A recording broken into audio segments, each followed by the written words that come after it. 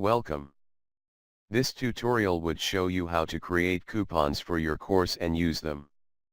So let's start. Once you click on Publisher, you can see all the courses already created here. Click on Coupons button and you reach the Create Coupons page.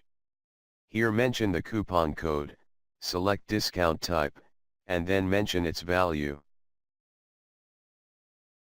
Under Limit, mention the maximum usage allowed and select the date range for it.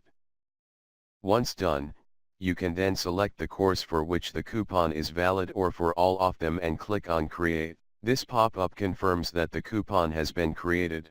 To verify, you can also check under Coupons section and all coupons created will show here. You can now share the coupon codes as part of your marketing strategy to sell your online course. Let us know if you have any more questions. And thank you for watching.